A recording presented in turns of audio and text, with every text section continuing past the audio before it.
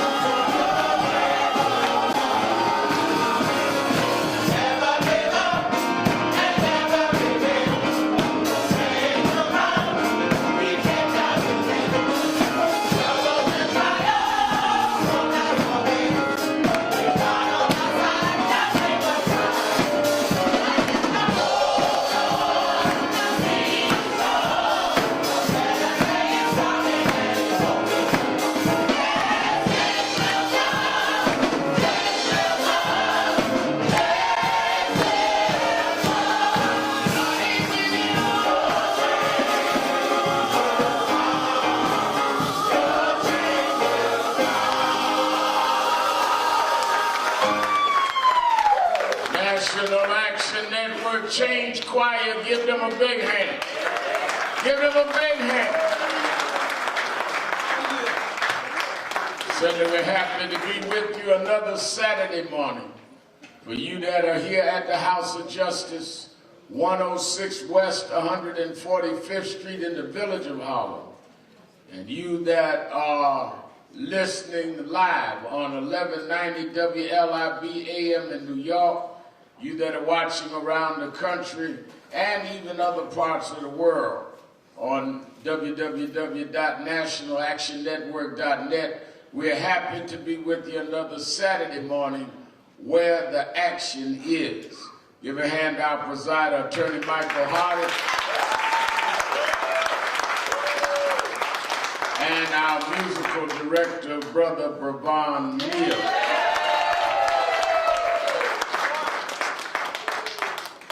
Let me repeat, I know Minister Foy has announced it Monday night here at the House of Justice will be a town hall meeting on Rikers Island and prison reform. And the head of the Correction Officers Union, Norman Seabrooks, will be here. The newly elected Bronx District Attorney will be here. Attorney Hardy says first black woman district attorney in the state.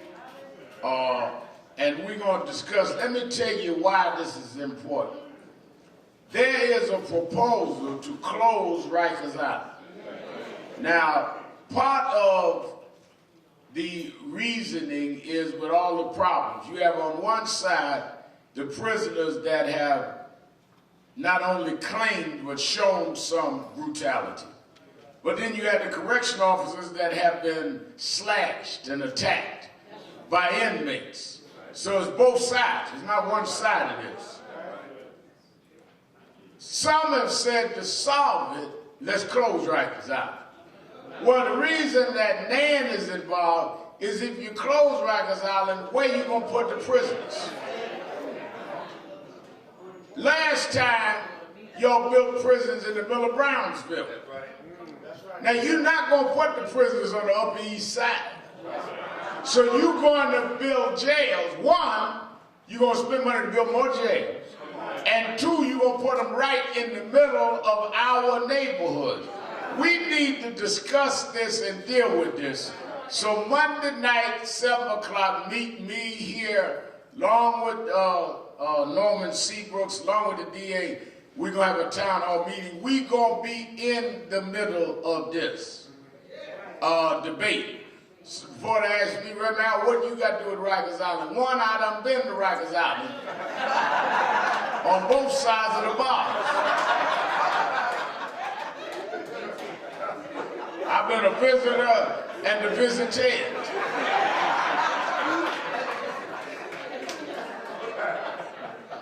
So I know Rikers Island. But this will affect our community.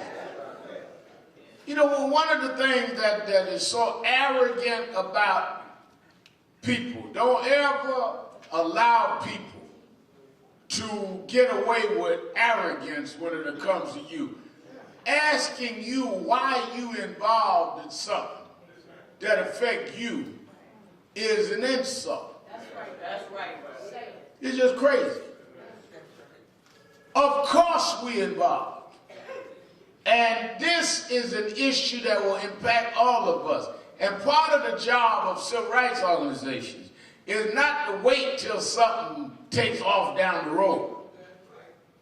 Oh, you gonna get mad when they announce they're gonna move the prison to Harlem or South Bronx or Crown Heights. No, we need to be in it now. And we are gonna be in it. So Monday night, meet Norman Seabrooks and the DA and me here at 7 o'clock. And we're going to deal with both sides of the issues of what's going on Rikers. Jennifer Jones Austin, who heads the Federation and who is Reverend Bill Jones's daughter, who mentored and pastored me, is on the board there and has told me horrific stories on all sides.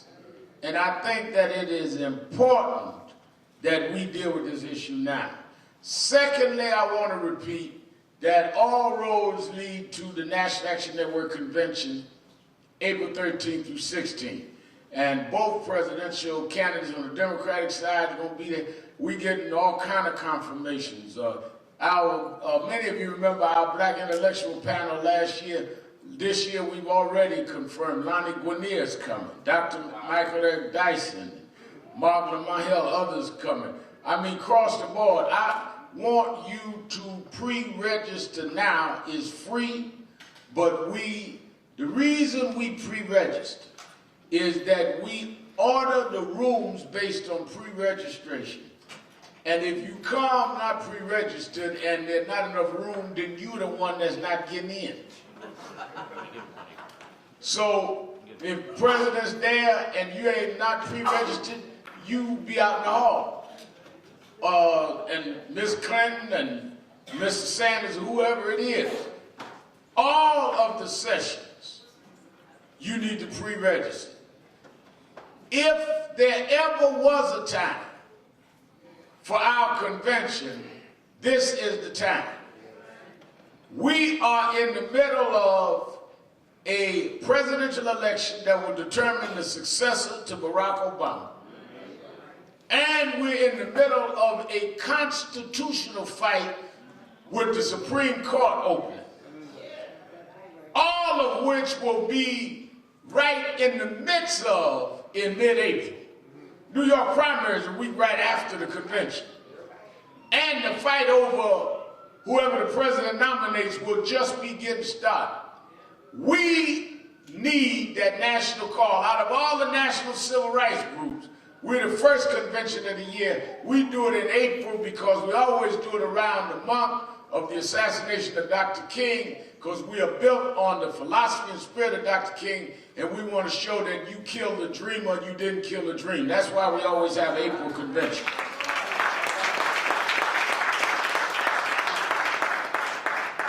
I was talking to one of my friends, and one of the things that concerns me, which is why we put so much heat on this presidential race, is that we are not coming forth with our agenda and telling them what it is that we want them to respond to. Now, isn't it funny?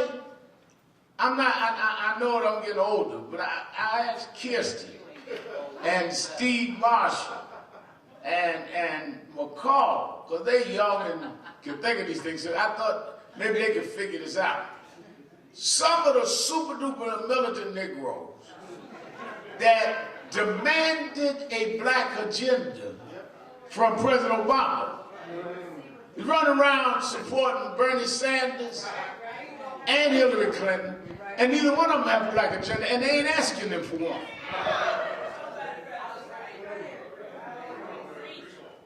I mean, we met with them.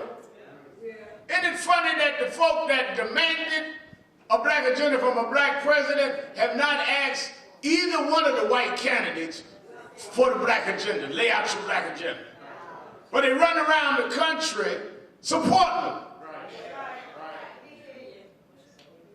Just like I was telling the young folk in Washington the other day, just like they called those of us that lead civil rights organizations that are older, the old guard. Bernie Sanders is 15 years older than me. They ain't asking him, is he old guard?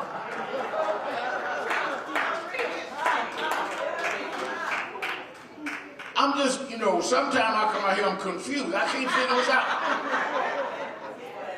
Explain to me how I'm 61, led Nan for 25 years, and I'm an old guard. Bernie Sanders is going to be 75 in September. Been a mayor, congressman, and senator for 30 years, but he represents the new young vote.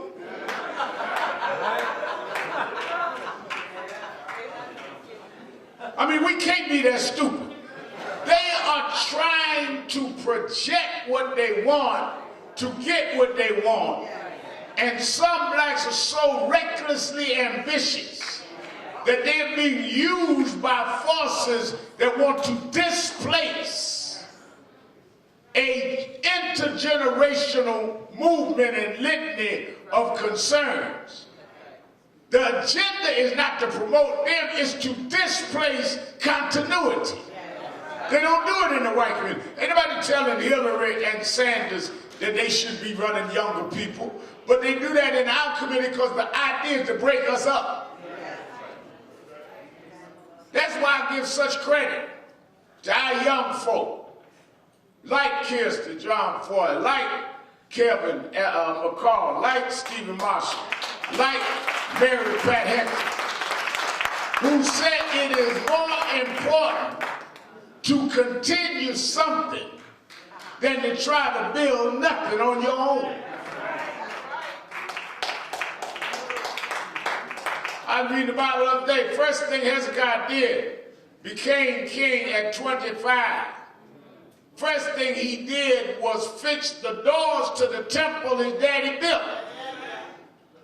He didn't go build a temple across the street. All you Bible scholars, Solomon built the temple David wanted. He didn't go say, that's what David wanted, that's old school, I'm going to build me something else. There's a difference between continuity and confusion. But my point is these double standards. So I want us at the convention to lay out what we are going to bring into the battle on the Supreme Court and the presidential race. They run around talking about who am I going to endorse. I told them last week on Meet the Press, it's not who are we going to join, it's who going to join us. Not whose side am I on, it's who's on our side. I I want to know what y'all got to say about our interests. We ain't just out here doing something to be doing it. And I tell some of my egomaniacal preachers, you can get in the camera questioning them just like y'all supporting them. I know half of y'all just on their photobombing, just want to be seen. Just won't be on somebody's shot. Be on it, and that's all right. But be on a shot about something.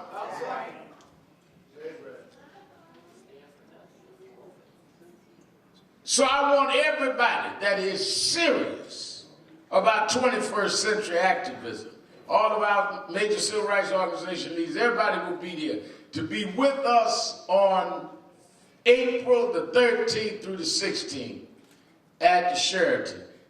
To pre-register, you that are listening to me on radio right now or that are just watching live stream, call right now. They're at the phones. 1-877-626-4651. 1-877-626-4651. Or go online to nationalactionnetwork.net, www.nationalactionnetwork.net, and pre-register right now. Somebody's at the phone now. It's putting me down for 1 day, 1 hour, all 3 days, but register right now at 1-877-626-4651. Now, early this week, we met with Hillary Clinton and then met with Bernie Sanders again.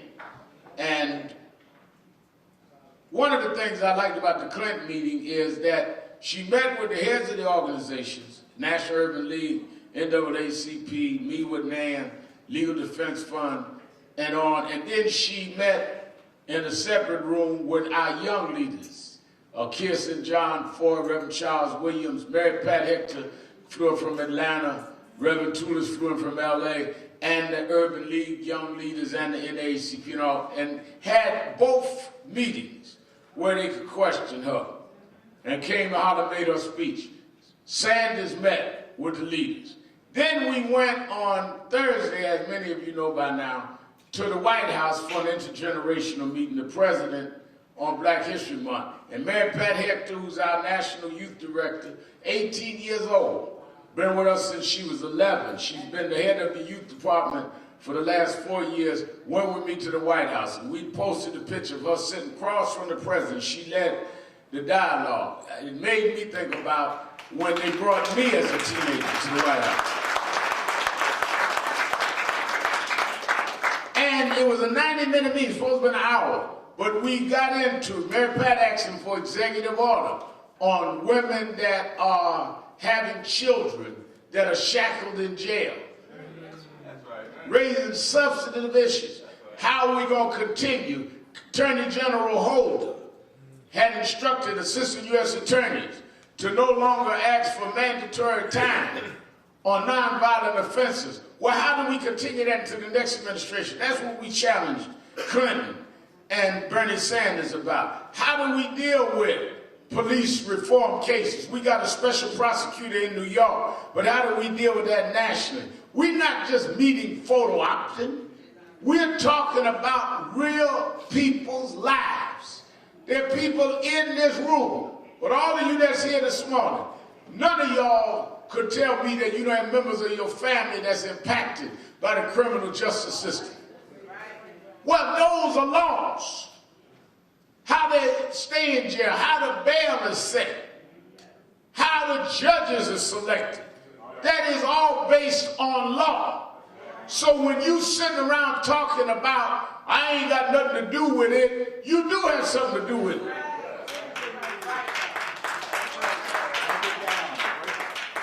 I ain't into that. You in it whether you like it or not. I ain't into politics. You are living on the prerequisites of political decisions whether you like it or not. Only question is, do you have enough sense to know? Hello? You go to the corner store, buy a loaf of bread, politicians decided the wheat deal in the bread. You go buy a carton of milk, look at the content. That was based on a USDA decision.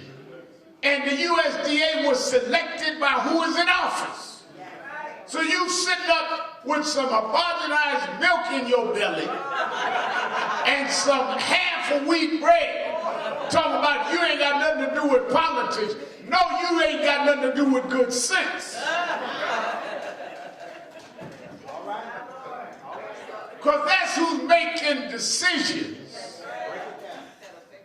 that's going to affect your life. That's why I'm telling, I want our young people, nobody marches and protests more than us.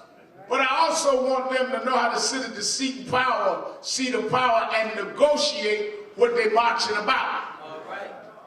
If you got to only march and can't negotiate to make change, that is not activism, that's exhibitionism.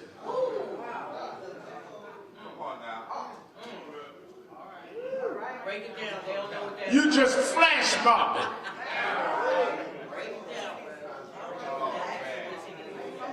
The objective of protest is to change and to address those in power to change or take the power yourself. But just to protest without change in mind is flash mobbing and exploiting the pain of your people. I told him in Dyson's last book, difference between what National Action Network does and some others is we work with the families. You see, the Garner families here every week. We work with every case we fight. We stay close to the families because you can't get past getting justice for the families. And certain things I get mad and would want to cuss everybody out. But I have a first responsibility to Esau and the family to get them justice. So I go up there and cuss the president out. That ain't going to help them. But when you out there freelancing of somebody else's pain, as her husband got choked, I don't have a right to freelance off her pain. And you don't have the right to act like you more important than the folk you standing up for.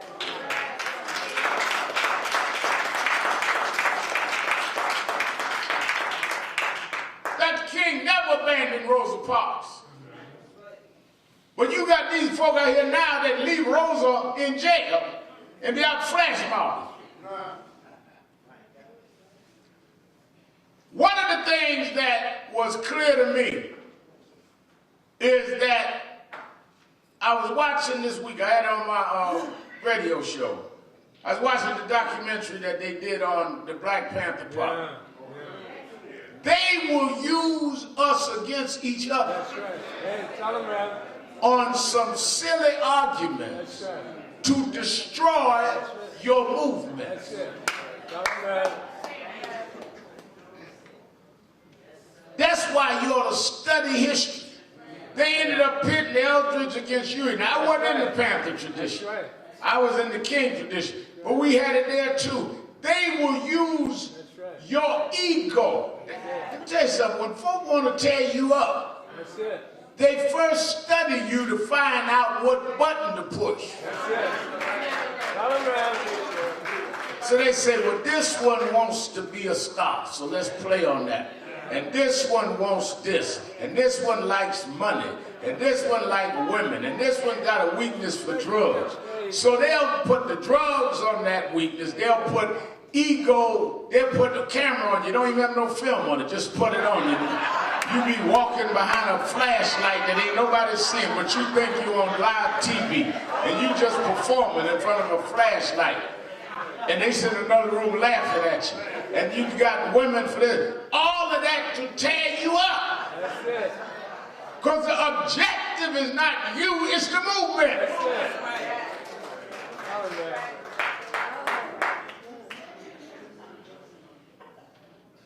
So, one of the things that we must do at this time in our history is learn from the past so that we at least don't make the same mistakes. Now, let me tell you how serious this time is as we get ready for the convention and as we deal with these candidates. I left here last Saturday. Saturday evening, I decided to fly to Washington because I did my TV show and meet the press from D.C. When I got on the plane, I always check all my last messages, text messages, all that before I turn the phones off. 45 minutes later, I land in Washington. 45 minutes now. That's the length of time of the flight. I turned on my phone and had 3 messages that Judge Anthony Scalia had died. In the same messages, and Ted Cruz and them said President Obama should not appoint a replacement. Same message. 45 minutes, the whole Supreme Court flipped, and they began trying to limit the power of the president. The man had not even gotten cold. I'm wrong, this is somebody they claim they love and respect. He hadn't even got cold yet. And they telling Obama what he could do. President Obama can't do so. Now, that sounds cold. But when you look at what this is really about, it is showing you how serious this is. Judge Scalia was the leading Federalist voice on the court. That's right. I want y'all to get this in the beauty parlor. The Federalist Society that has risen up and is the legal constitutional arm of the right wing has tried to fight to return the country to a states' rights model. That's what the Federalist Society is. The chief proponent of that on the bench was Antonin Scalia. Intellectual, smart man, no doubt about all of that. But he was a Federalist proponent. The battle in this country, whether it is on voting rights, on civil rights violations, on police rights, on immigration rights, on same-sex marriage, the battle in this country is not about the particulars. It is framed in whether we're going to have a strong federal government or states' rights. That's the fight. You are now between the election and the selection of a Supreme Court justice going to have a showdown on which way this country's going, states' rights or strong union. That's where you at. If President Obama cannot select the next Supreme Court justice and a right-wing president wins in January and they filibuster and stall until then, that right-winger will put a states' rights person on the court, and everything that we are familiar with and take for granted will be reversed because it will be thrown back to the states.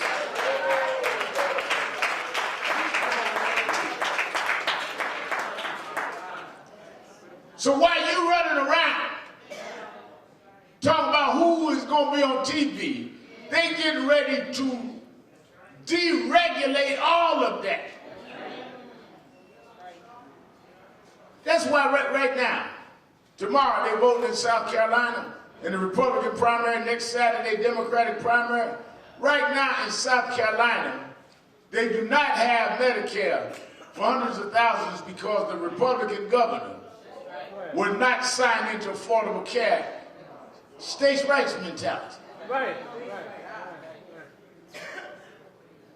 So the issue is, why isn't anybody talking about that? Why aren't we hearing the presidential candidates discuss that? I asked Ms. Clinton and Senator Sanders about affirmative action. Why'd I ask them? Because I ain't heard nothing about that. I hear about discussing income inequality. Bring down the big banks. No banks too big to fail. No executives too big to jail. But where's race in that, Ms. Clinton? Tell them, brother. Where's race in that, Senator Sanders? Because if you close the banks, that don't equalize black folk who's at the bottom of the economic ladder. That's what we mean about. That's why don't insult me asking me who am I supporting without understanding what it is that they saying. Come out of a meeting in the middle of a constitutional crisis. Right now, who you supporting? Wait a minute. That's you caught up in the horse race. I want to know who is going to stand up for what we about. Right. Come on, man.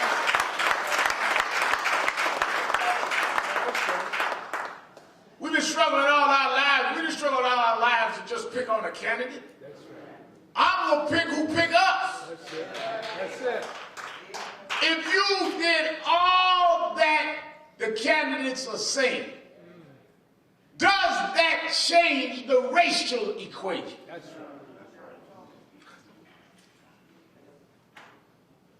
Now, again, my super duper same other friend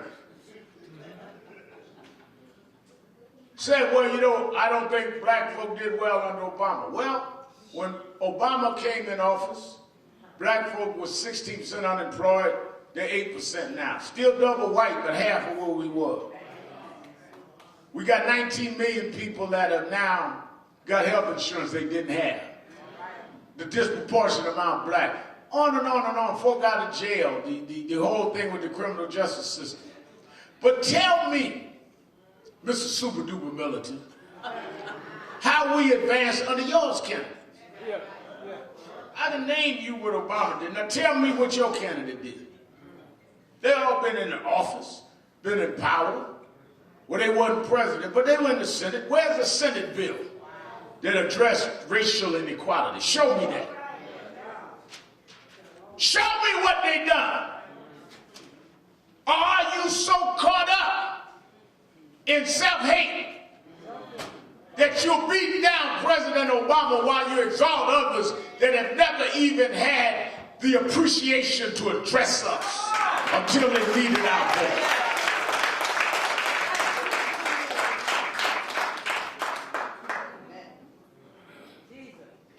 Well, if you lift all boats, we'll be lifted. Well, Obama said that, you call that sellout. Now, they're saying that, you call that progressive.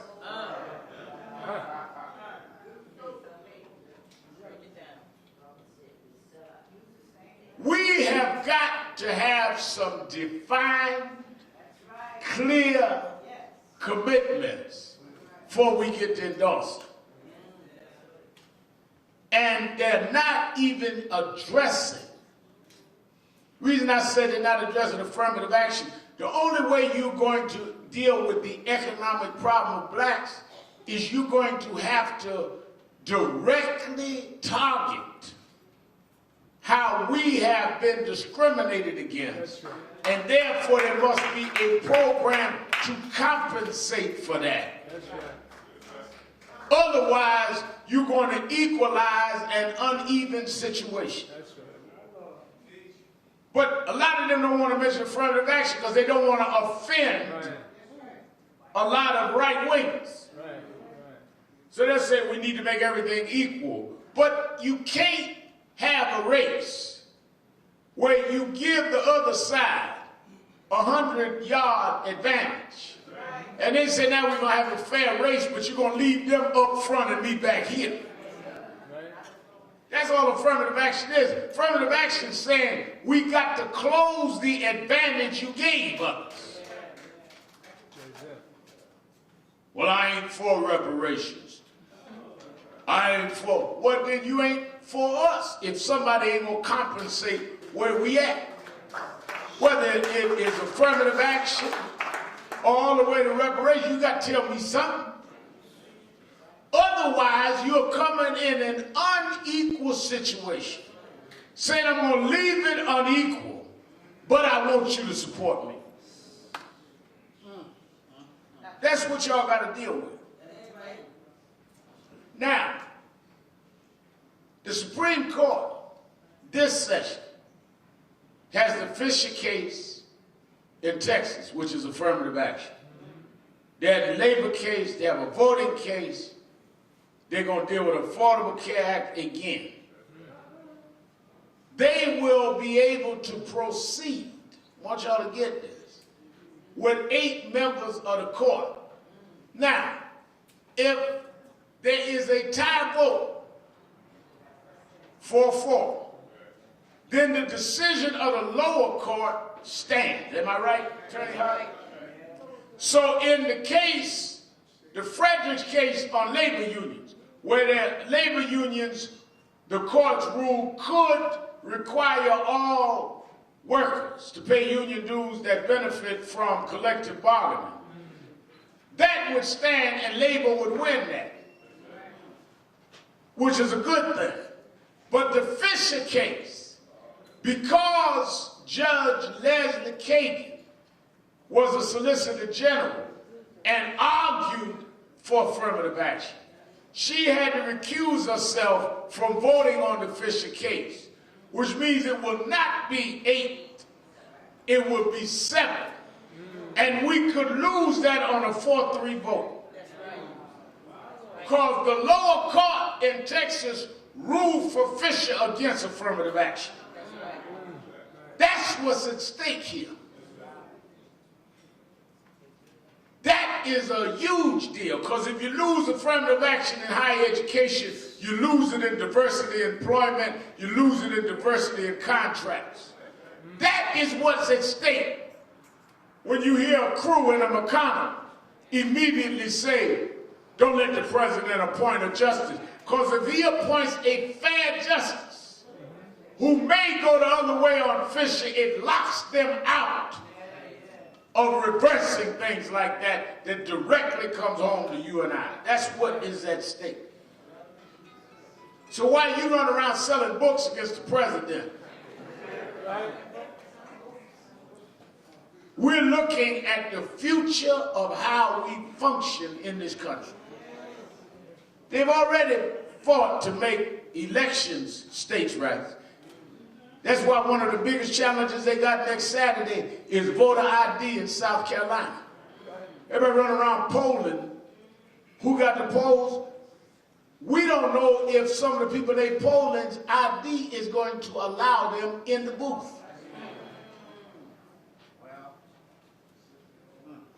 Because you have a states' rights elections. You have 15 states now that have new election laws that have never been enacted till now. Supreme Court just turned down the case in North Carolina where the lower court said they got to redo the lines because they drew the lines wrong. Gerrymandering on race, but now the alternative they wrote is almost as bad. I'm not talking about 1960s. I'm talking about right now. I told Senator Sanders, I like you, I like what you're saying, but I ain't talking about when you marched 50 years ago, I'm talking about right now. I like Miss Clinton, but I want to know what you doing right now. Don't tell me what you did, like we ain't got no problem right now.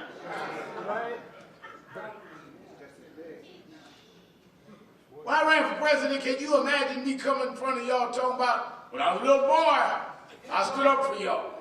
Y'all ran me off the stage. But you got folk telling y'all what they did. What about now? Right now. Last March on Washington wasn't in '63. We've been marching since then. What? None of y'all come and join the march. We had the 50th anniversary march in '03. We had the march last year for Eric Gardner and Tamir Rice and Michael Brown. Don't talk to me like I'm stupid.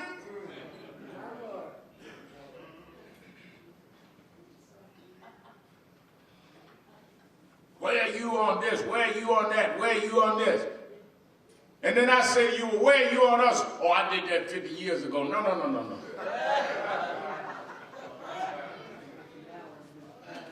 And where are you on the states' rights fight? They have changed the whole debate, but they've not changed the premise. The premise is they want to change how we govern, because the Civil War was, as long as the states could decide slavery,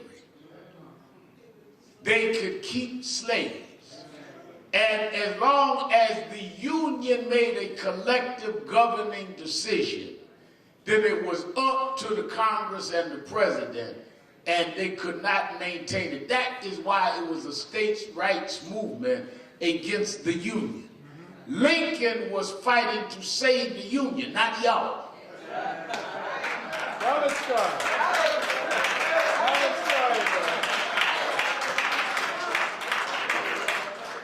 Lerone Bennett wrote the book. He freed y'all to save the Union. But it was the Union against the states' rights. It was the Northeastern businessmen that wanted to deal with trade differently, fighting the agricultural giants of the South that wanted to use their states' rights to protect their cotton industry. And what drove their cotton industry and made it profitable was no wages on the slave. This was about business and the framework of government to protect business.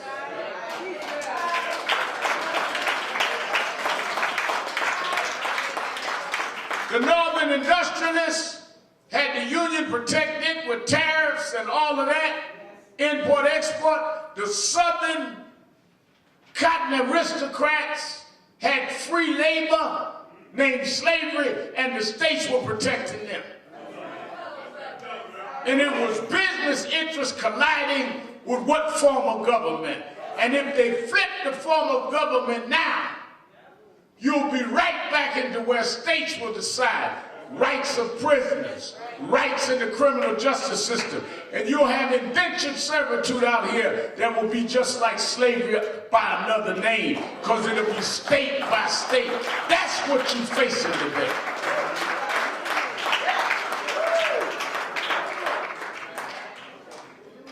In the middle of all that, taking away your right to vote, and you giving it to them, telling them, I don't believe in vote. Taking away your protection, and you giving it to them. Saying they're going to rescind an affordable care. They got some people insurance that never been insured. Saying that they're going to reverse holding them on long mandatory sentences or nonviolent crime. And in the middle of all that, you're up on Facebook with your phone showing your behind. That's your answer to all that. You twerking at a camera.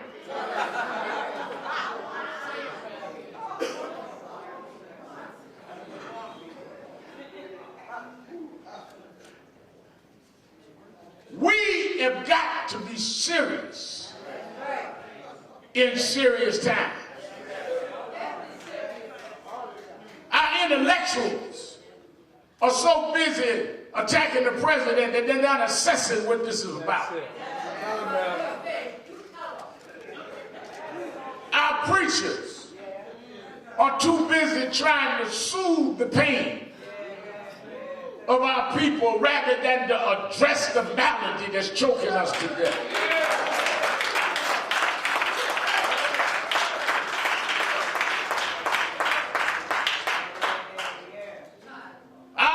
Are so busy dumbing themselves down so they can be on a reality show rather than to stand up and deal with reality.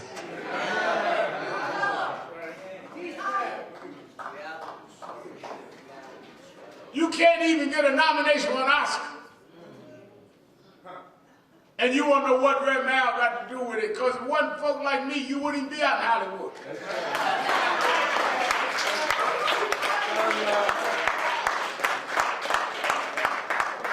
You're seeing the reversal of everything we fought for. I mean, do y'all understand that they have a billionaire? Right. Talk about it. Talk about it, bro. Who ran on racist rhetoric that the president ain't really one of us. That we're going to run everybody out the country. And he's the leading cat. This man done fought everybody now fighting the Pope. Talk about it.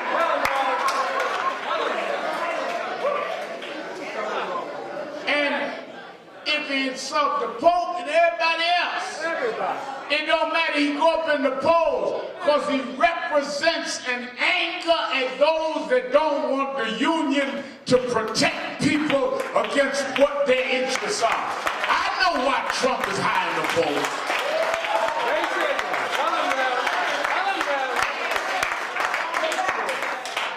It's a backlash against 8 years of Obama and others that have protected us from those that would have driven our right to vote and policing out. That's what this is. They don't care who he insults. They don't care what he's saying. They don't care how he's saying it. Just get in there and turn this around, but these folk done got out of control.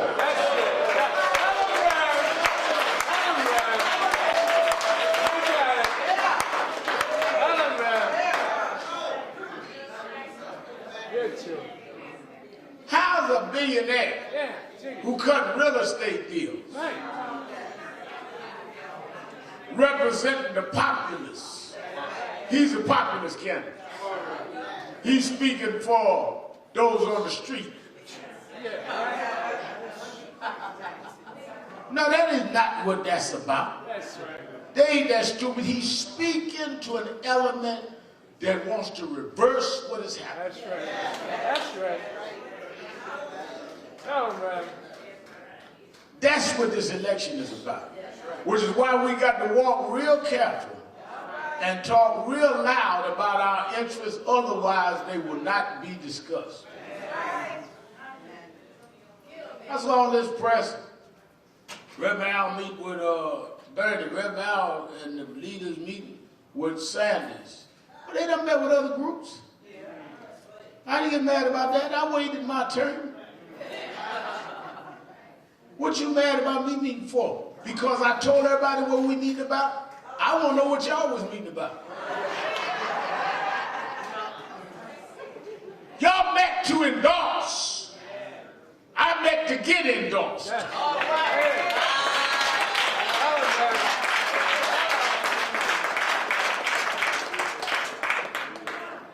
We met to tell them our people are suffering. Our people are hurt. And the president that tried to deal with some of them, every step of the way they fought him. Will you continue to fight? Don't step over our pain. Deal with our pain, or we'll go on to something else. We don't have time to build your career. We're trying to deal with the pain in our community.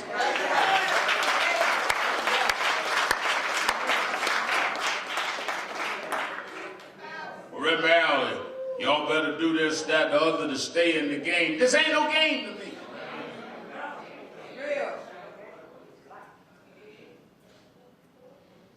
I talked to a reporter yesterday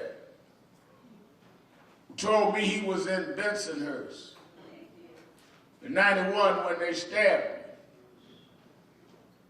Michael Hardy went to a short of a documentary that British Broadcasting Company did around that time. In fact, they were in the schoolyard when I was stabbed. And it brought back to mind, I was reading an article about this documentary in Michael this morning, and I was thinking about this report. And I don't want to talk about it, but every day since January 12th, 1991, that's when this boy put this knife in my chest. Every day I wake up, I think about that if they had had their way, I would not have seen that day. I think about how I laid in Coney Island Hospital. I didn't know whether the knife wound was serious or not, but I promised God, if he spared my life, I would keep fighting. I am not going to break my promise to God because he didn't break his promise to me.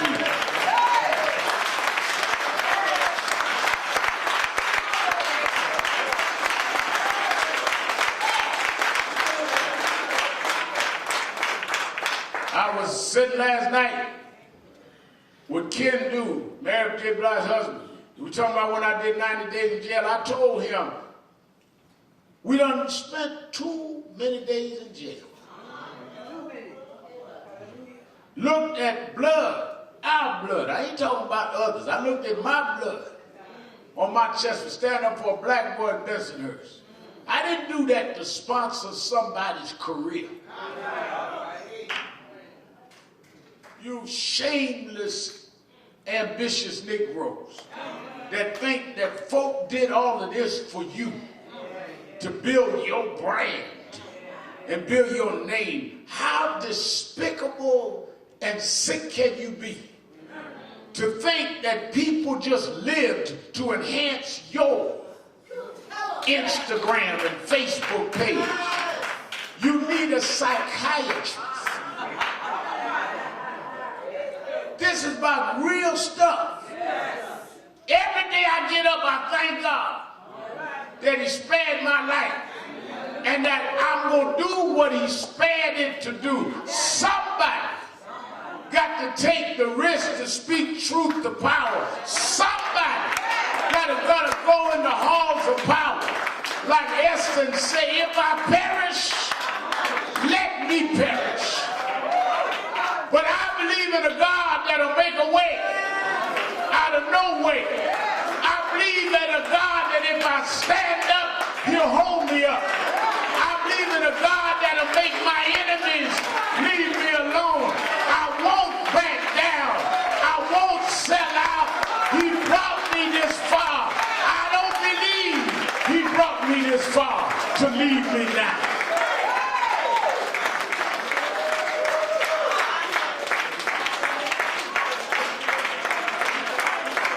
When we were going, Mary Pat died and others in the White House the other day. One of my colleagues said, Al, President ain't got but about 9 more months. I said, yeah, that's the downside. But I grew up, after my father left, I grew up in Brownsville, East Flatbush, on welfare. Mama never cried about the welfare check. She took it, scrubbed floors, and put food on the table. So I grew up learning how to use what you got to get what you want. We may only have 9 or 10 months left, but we're going to work every day of them until they move Obama out. And I'm going to work every day of the next person on them. You got to use what you got to get what you want. When Moses stood at the Red Sea, he didn't have a navigator. He didn't have a machine to tell him which way the waves was going like you do in the car. All he had was a rod. But God said, stretch out your rod. I know what you got and what you don't have, but whatever you have is enough for me to use. If you stretch out what you got, I'll divide Red Seas. If you stretch out what you got, I'll take little and make much. Use what you got. Get what you want.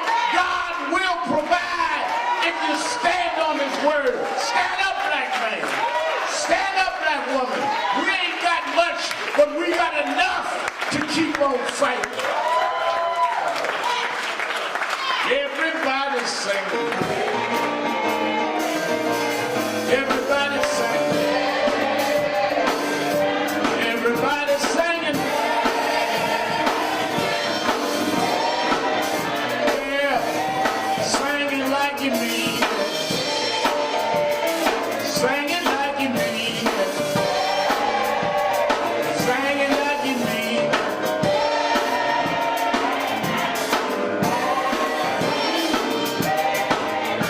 Everybody singing. Everybody singing. Everybody singing.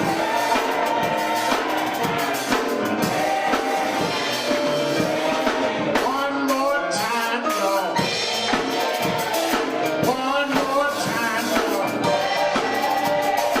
One more time, Lord.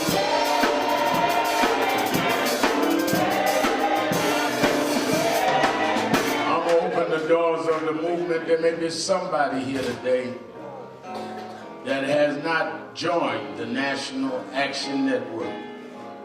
You hear us on the radio, you see us doing things on the news, and you support us. You say that we really are doing some things you appreciate, but you never became a member where you could be part of one of the active committees and active things that we're doing. If you're here today and not a member and want to join, just come right down here to me. Just walk right to me, and we'll sign you up right now to the National Action Network. Come on. Everybody singing. Everybody singing. Everybody singing.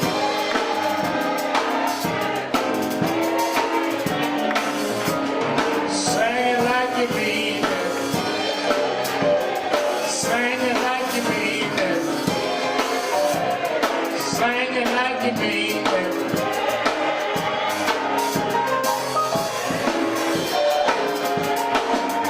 Everybody sing. Everybody sing. Everybody singing. Hey, one last time, Lord. One last time, Lord. One last time, Lord.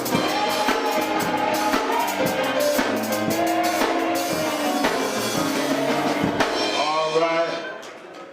I want everybody, don't forget Sunday week from tomorrow, we're going to our tune out, the Oscars, meeting at 66th and Columbus at what time? 6 o'clock. 6 o'clock, 66th and Columbus. That's not Columbus Circle, that's Columbus Avenue and 66.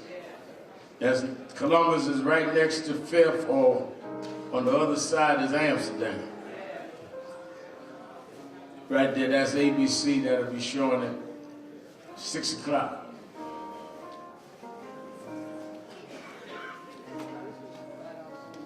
I'm gonna raise our offering. I want everybody to give. A lot of y'all were not here last week in the cold. The week before that it snowed. So y'all got 2 weeks of money from me.